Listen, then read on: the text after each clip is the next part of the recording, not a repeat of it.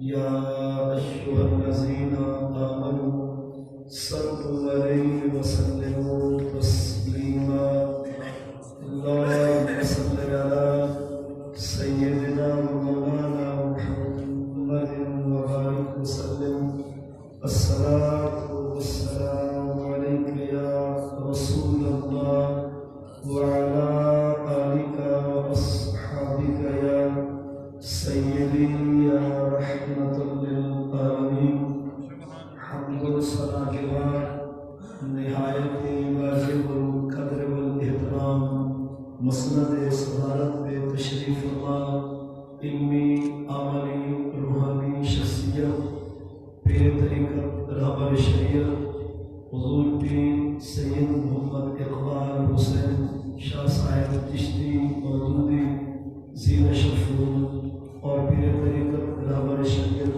حضور پیر سید عبدالرزاق شاہ صاحب زیر شفور تشریف فرما سادات کرام علماء ذی قدر مؤسس مکرم بزرگوں اور نوجوان بھائیوں دعائے عزت خوشی کے لمحات میں قبلہ شاہ صاحب اور آپ کے پیشران کا اس دینی مذہبی روحانی محفل کے انعقاد کو اللہ رب العزت شاہ صاحبان کی طرف سے شفیع قبولیت عطا فرمائے اور انہوں نے اپنی خوشی کو جو رونق بخشی ہے اللہ رب العزت اس محفل کی برکت سے اس خوشی میں ہمیشہ برکت عطا فرمائے۔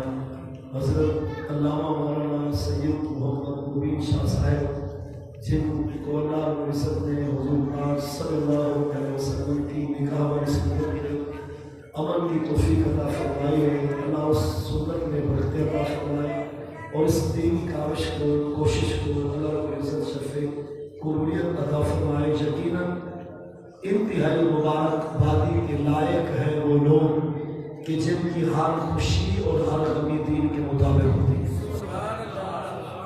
خوش قسمت ہے وہ لوگ کہ جن کی غمی بھی اور خوشی بھی دین کے مطابق ہوتی ہے۔ کچھ لوگ ایسے ہوتے ہیں جن کو غمی میں دین یاد ہوتا ہے، پریشانی ہو، مشکل ہو، مصیبت ہو، کوئی مسائل ہو، آلام ہو، دکھ درد ہو، پریشانی ہو تو لوگوں کو دین بڑا یاد ہوتا ہے۔ جب خوشی ہو، شادی وغیرہ ہو تو پھر لوگوں کو دین بھول جاتا ہے، پھر وہ اپنی مرضی پہ خوشیاں کرنے لگ جاتے ہیں، گلوکاروں کو منگوانا، پھر خاص کے لیے قسم و قسمی لوگوں کے ذہن کو خراب کرنے کے لیے انتظام اور اہتمام کرنا۔ یقیناً وہ لوگوں کی نظروں میں خوشی ہے، رب رسول کی بارگاہ میں وہ کوئی خوشی نہیں اور اس کی خوشی کا کوئی تصور بھی نہیں ہے۔ خوشی کا مقصد یہ نہیں کہ فقط شادی والا خوش ہو جائے، اصل خوشی یہ ہے کہ خدا بھی خوش ہو، مصطفیٰ بھی خوش ہو۔ اصل خوشی وہی ہوتی ہے نا جس خوشی میں اللہ بھی خوش ہو، اس کا رسول بھی خوش ہو۔ وہ کون سی خوشی ہے کہ جس میں بندہ تو خوش ہو، وہ بھی جاہل بندہ، وہ بھی دین سے دور بندہ، وہ بھی شریعت سے دور رہنے والا، وہ تو خوش ہو لیکن خدا بھی ناراض، مصطفیٰ بھی ناراض، شریعت بھی ناراض، دین بھی ناراض، وہ خوشی نہیں، حقیقت میں وہ غمی ہے۔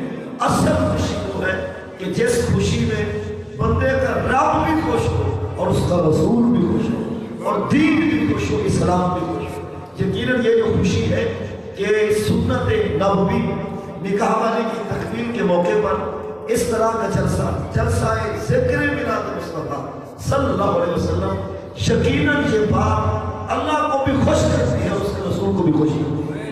اللہ رب العزت نے خود ارشاد فرمایا ہے قرآن پاک میں، قل بفضل اللہ وبرحمتہ فبذلک فلیفرحوا هو خیر مما یجمعون۔ فرما دیجئے محبوب، اللہ کے فضل اور اس کی نعمت میں اہل ایمان کو چاہیے کہ وہ خوشیاں منائے، اللہ کے فضل میں بھی خوشی کرنی چاہیے اور اللہ کی رحمت میں بھی خوشی کرنی چاہیے۔ هو خیر مما یجمعون، اہل ایمان کا اللہ کے فضل میں خوش ہونا اور رب کی رحمت میں خوش ہونا یہ بہتر ہے اس چیز سے جس کو لوگ جمع کر رہے ہیں۔ یعنی حضور کا ذکر پاک اور ذکر میلاد مصطفیٰ صلی اللہ علیہ وسلم، یہ تو ایسا ذکر ہے کہ یہ اللہ کو بھی پسند ہے اور اس کے رسول کو بھی پسند ہے۔ حضرت ابو قتادہ رضی اللہ تعالیٰ عنہ صحابی رسول ہے اور حضور کے نوکر اور غلام ہیں۔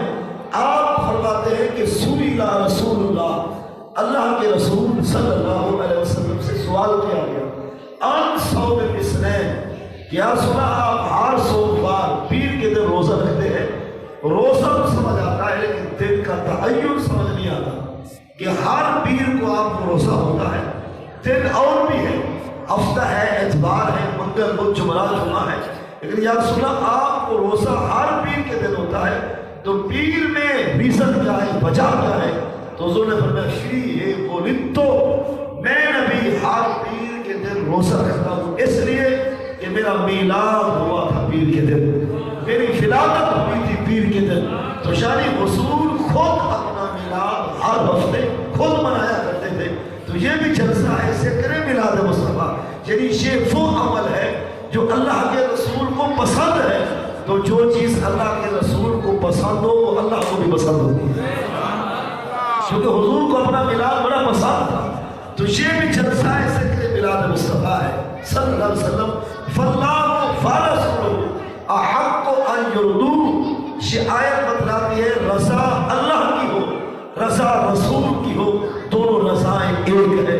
جس کام پہ رسول راضی ہوتا ہے اسی کام پہ خدا بھی راضی ہوتا ہے، اور جس کام پہ خدا راضی ہوتا ہے اس کام پہ رسول بھی راضی ہوتا ہے۔ تو حضور اپنے میلاد پہ خود راضی ہے، تو جہاں رسول راضی ہے وہاں خدا بھی راضی ہے۔ تو میں یہ عرض کر رہا تھا خوش نصیب ہے وہ لوگ، انتہائی مبارک بادی کے لائق ہیں وہ لوگ کہ جن کی خوشی بھی دین کے مطابق ہوتی ہے۔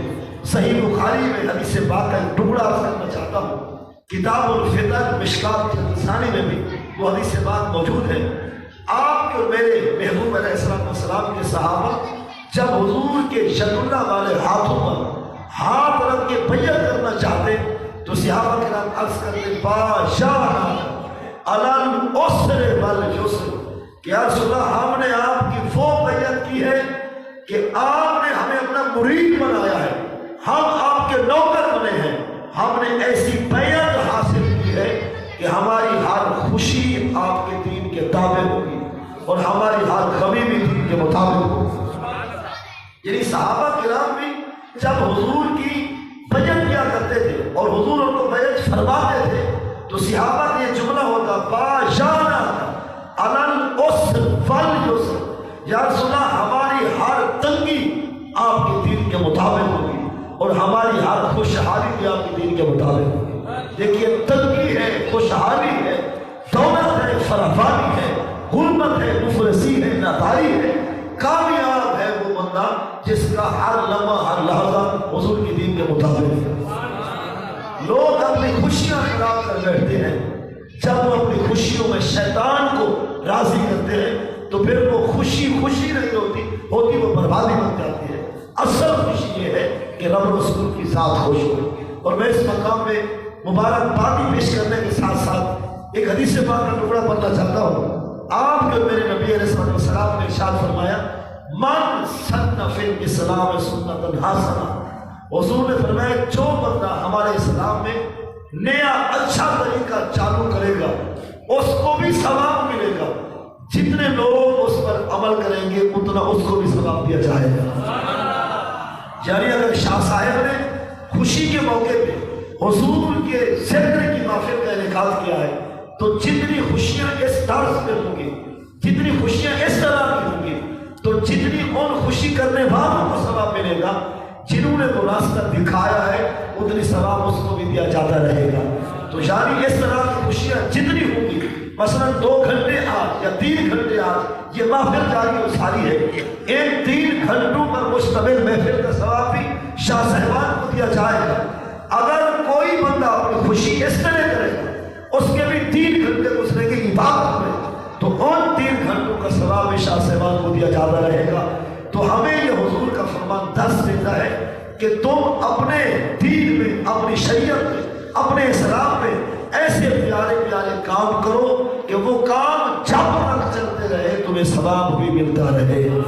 من سن فی الاسلام سنۃ سیئۃ، یہ بھی حضور کا فرمان ذیشان ہے کہ جو ہمارے اسلام میں برا راستہ نکالے گا، برے کام کا آغاز کرے گا، اس کو بھی گناہ دیا جائے گا، اور جتنے لوگ اس راستے پہ چلیں گے جتنی ان کو گناہ راستہ بنانے والے اور بتلانے والے کو بھی گناہ دیا جائے گا۔ تو یعنی اگر کوئی بندہ اپنی خوشی کو ضائع کرتا ہے تو جتنی خوشیاں ضائع ہوئی لعنت اس بندے کے برسے گی کہ جس نے اپنی خوشی کو خراب کیا تھا۔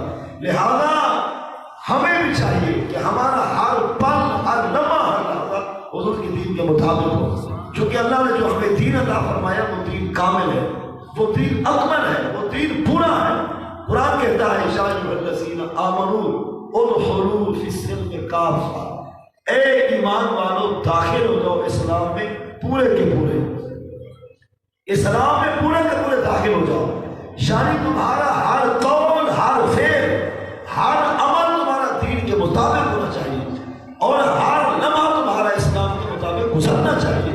ادخلوا فی السلم، داخل ہو جاؤ اسلام میں کافہ، پورے کے پورے، یعنی تم اپنی زندگی ساری دین کے مطابق رکھو، ہر کام تمہارا دین کے موافق ہونا چاہیے، اسلام سے باہر کوئی قدم نہ رکھو۔ ہو سکتا ہے تمہاری ایک لحظے کی غلطی تمہیں کئی سالوں کے آنسو رلا دے، کیونکہ رب جب ناراض ہوتا ہے تو اس کو راضی کرنا کوئی آسان نہیں۔ پوچھئے سید البشر آدم علیہ نبینا علیہ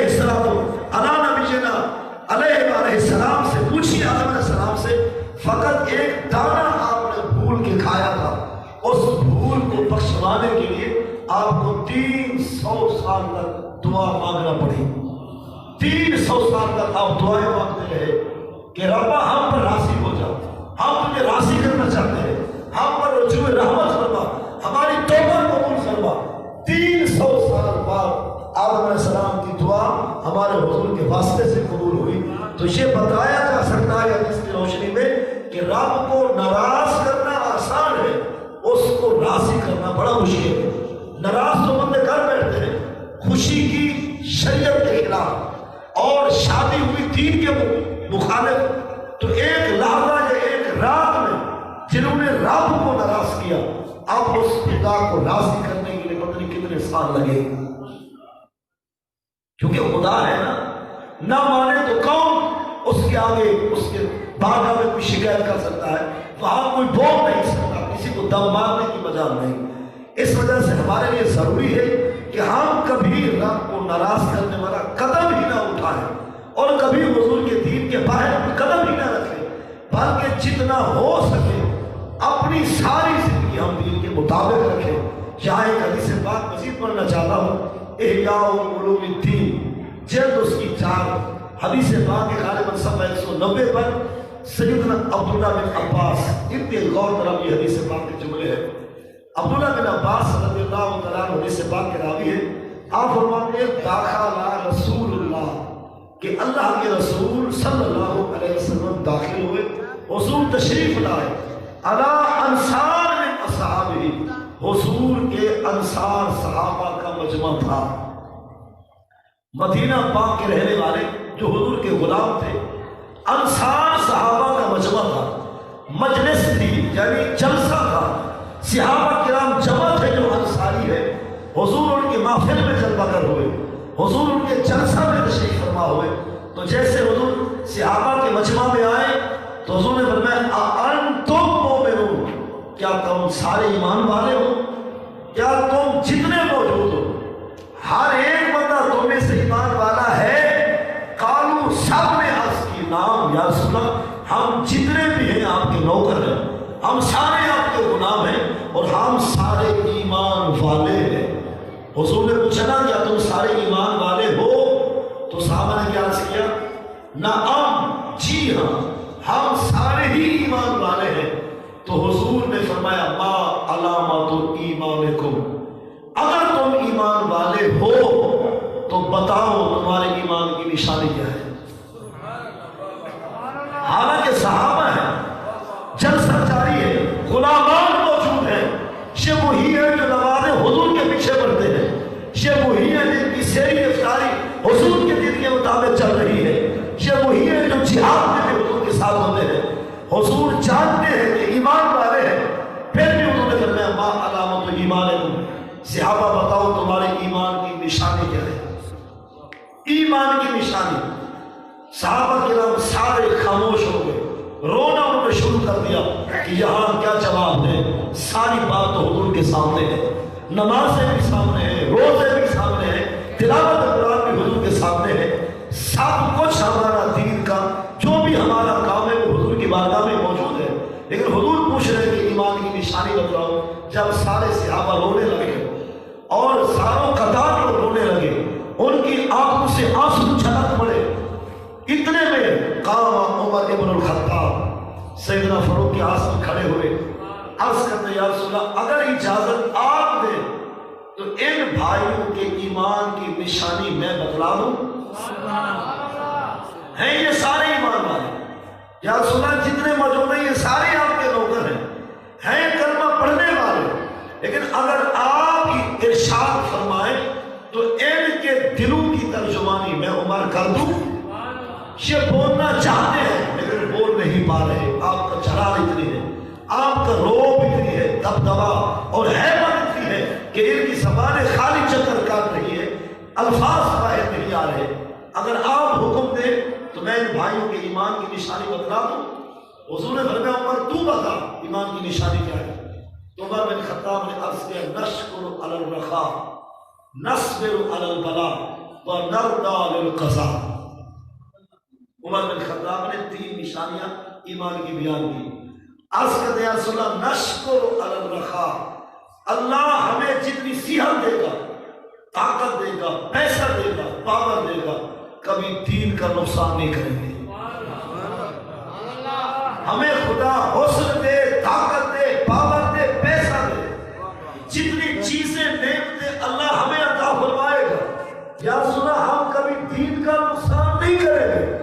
نصبر علی البلاء، جتنی ہم پر بلائیں آئے گی، مصیبتیں آئیں گی، پریشانیاں جتنی ہمیں ہوگی، اور چاہے ہمارے جسم زخموں سے چورا چور ہو جائیں گے، کبھی کوئی فرض ہم قضا نہیں کریں گے۔ کتنی پیاری نشانی ہے کہ یا رسول اللہ دولت میں، پیسے میں، جوانی میں، طاقت میں دین کو نقصان نہیں پہنچائیں گے، اور جتنی بلائیں آئیں گی ہم پر، جتنی مصیبتیں ہماری مہمان بنیں گی، ہم صبر کر کے دکھائیں گے اور کوئی فرض ہمارا قضا نہیں ہوگی۔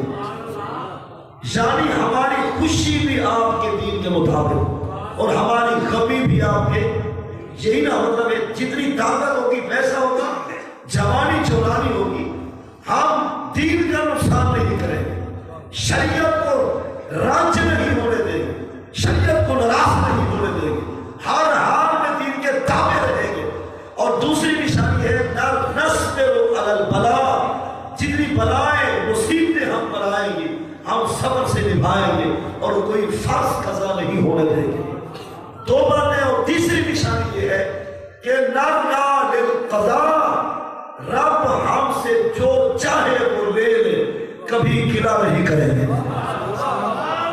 رب ہم سے جو چاہے وہ لے لے، چاہے وہ ہمارے بیٹے لے ہم سے، ہماری بیٹیاں لے خدا، اور ہمارا خاندان سارا ایک دن میں یعنی کہ موت کی نیند سو جائے، جو بھی حالات گزرے گی ہمارے گھر میں، چاہے ایک فوت کی ہو، 2 ہو یا 4 ہو، جتنے جنازے اٹھیں گے ہمارے گھر سے، ہم کبھی اس کی تقدیر کے خلاف نہیں بولیں گے۔ نہ ہم اس کی تقدیر پہ راضی ہوں گے، اور رب جتنے ہم سے یعنی کہ بندے اللہ کی تقدیر کے مطابق ایک دن میں جتنے جنازے اٹھیں گے ہم واہ ویلا نہیں کریں گے، اور منہ پہ تھپڑ نہیں ماریں گے، گریبان نہیں پھاڑیں گے، اور اپنے آپ کی سینہ کو بھی نہیں کریں گے۔ رب کا جو بھی فیصلہ ہوگا ہم کہہ دیں گے انا للہ و انا الیہ راجعون۔ یہ 3 نشانیاں۔ اب سنیے جب عمر بن خطاب نے یہ ترجمانی کی تو حضور نے کیا ارشاد فرمایا؟ حضور نے مسکراہٹ فرمائی، کروڑ سلام حضور کے تبسم پر۔ حضور نے فرمایا انتم مومنون فرب الکعبہ، عمر جو نشانیاں تو نے بتلائی ہیں میں نبی رب کعبہ کی قسم کھا کے کہتا ہوں یہی ایمان ہے، یہی ایمان ہے، یہی ایمان ہے۔ انتم مومنون، تم ایمان والے ہو، تم ایمان والے ہو، تم ایمان والے ہو، رب کعبہ کی قسم عمر یہ سارے ایمان والے ہیں، کیونکہ ان کی ہر خوشی، ان کی طاقت، ان کا پیسہ جب دین کو نقصان نہیں دے گا، تو یہ ایمان والے ہیں. جتنی بلائیں اور مصیبتیں آئے گی فرض قضا نہیں کریں گے، ایمان والے ہیں. اور جتنی گھر میں فوتکیاں ہوں گی یہ جب رب کی رضا میں راضی رہیں گے تو یہ ایمان والے ہیں. تو دیکھیے ایمان کی نشانی کیا بنی کہ بندہ خوشی میں، طاقت میں، پیسے میں دین کا نقصان نہ کرے. تو جو اپنی خوشیوں کو خراب کرنے کے لیے خسرے بنواتے ہیں، ڈانس کرنے والی لڑکیاں بنوا لیتے ہیں، پھر مطلب ویڈیو بنتی ہے، کتنے لوگ ہوتے ہیں جن کی نگاہوں کے اندر اچانک جراثیم پیدا ہوتے ہیں، کتنے جوان ہوتے ہیں جن کی جوانیاں مچل جاتی ہیں، پھر وہ استو کے بیوپاری بن جاتے ہیں، استو کا کاروبار کرتے ہیں. کتنے وہ لوگ ہیں جو گلوکاروں کو سننے کے لیے نماز مغرب عشاء چھوڑ کے آتے ہیں، کسی کو نماز فجر نصیب نہیں ہوتی. بتائیے اس بندے نے اپنی خوشی میں دین کا نقصان نہیں کیا؟ یقیناً اس نے دین کا نقصان کیا ہے. تو جو اپنی خوشی میں، اپنی طاقت اور جوانی میں دین کا نقصان کرے وہ اپنے ایمان کی نشانی کیا پیش کرے گا؟ اس وجہ سے گزارش ہے تمام اہل ایمان سے کہ ہماری ہر خوشی دین کے مطابق ہونی چاہیے، ہر غمی بھی دین کے مطابق ہونی چاہیے. چاہے ہم پر مصیبتوں کے پہاڑ گر پڑے، ہمارا فرض قضا نہیں ہونا چاہیے. اور جتنی پیسہ دے خدا، جتنی طاقت دے خدا، دین کا نقصان نہیں ہونا چاہیے. اس وجہ سے میں نے کہا میں مبارکباد پیش کرتا ہوں شاہ صاحبان کو، شاہ صاحبان کے جن کا یہ قدم بھی دین کے مطابق ہے. اور جو بندہ اس طرح کی شادی کرتا ہے کہ اس کی شادی پہ شیطان ناراض، باقی رب رسول راضی ہوتا ہے، تو دیکھتے ہیں پھر نکاح والی سنت میں کتنی فوائد ملتے ہیں. سبحان اللہ. پھر اس شادی کے ثمرات کیا نکلتے ہیں. مشکات المصابیح جلد ثانی صفحہ نمبر 264 پر، بلکہ 268 پر حدیث پاک موجود ہے. مشکات جلد ثانی کے دوسرے صفحے میں حدیث موجود ہے. انس بن مالک حدیث کے راوی ہے. آپ فرماتے ہیں حضور نے ارشاد فرمایا اذا تزوج العبد فقد استکمل نصف الدین فلیتق اللہ فی نصف الباقی. حضور نے ارشاد فرمایا جب بندہ شادی کر لیتا ہے اور اس کا نکاح ہو جاتا ہے، شادی اس کا نکاح جب سنت کے مطابق ہوتا ہے اور اس کی خوشی ایسی ہو کہ خدا بھی خوش اور مصطفیٰ بھی خوش ہو جائے، تو حضور فرماتے ہیں میرا اعلان سن لو، اس بندے کا آدھا دین محفوظ ہو گیا ہے. سبحان اللہ. آدھا دین محفوظ ہوتا ہے نکاح والی سنت کو صحیح معنی ادا کرنے میں. جب بندہ اپنی شادی شریعت کے مطابق کرتا ہے، خوشی بھی دین کے دائرے میں کرتا ہے، تو اس بندے کا نکاح کی وجہ سے آدھا دین محفوظ ہو جاتا ہے، آدھا دین مضبوط ہو جاتا ہے. حضور فرماتے ہیں فلیتق اللہ فی نصف الباقی. پھر اس بندے کو کہے گا باقی جو تیرا آدھا دین ہے، نمازوں میں، روزوں میں، حج عمرے زکات میں، باقی آدھے دین کو محفوظ کر. ایک سنت نے تیرے آدھے دین کی حفاظت کا اعلان کر دیا. جب بندہ جو ہے نا آدھا دین محفوظ کروا لیتا ہے ایک نکاح والی سنت کی برکت سے، تو باقی اس کا آدھا دین جو ہے وہ نماز، روزے، حج زکات میں محفوظ ہو جاتا ہے. تو یعنی اب خلاصہ یہ رہا، نماز، روزے، حج، زکات، عمرہ، تلاوت قرآن، یہ ساری چیزیں مل کر انسان کا آدھا دین بچاتی ہے. نکاح اگر سنت کے مطابق ہو اور بندہ پاک دامن بن جائے تو آدھا دین اس سنت کی برکت سے محفوظ ہو جاتا ہے. اس وجہ سے ہمیں چاہیے کہ ہم اپنی ہر خوشی دین کے مطابق رکھیں، کیونکہ یہ برکت کے لیے محفل تھی. حصول برکت انشاءاللہ جملہ شاہ صاحب تشریف فرمائیں، آپ دعا فرمائیں گے. میں اپنے کلمات کو یہاں پر اختتام کی طرف لے جاتے ہوئے خود دعا کا طالب ہو کر گزارش کرتا ہوں کہ شاہ صاحب سے کہ آپ بندہ حقر کے حق میں بھی، شاہ صاحبان کے حق میں آپ انشاءاللہ دعا فرمائیں گے. بھائی وہ اعظم سے تشریف فرمائیں، تشریف لائیں، حضور کی بارگاہ میں میلاد والا ترانہ پیش فرمائیں، انشاءاللہ اس کے بعد دعا ہوگی.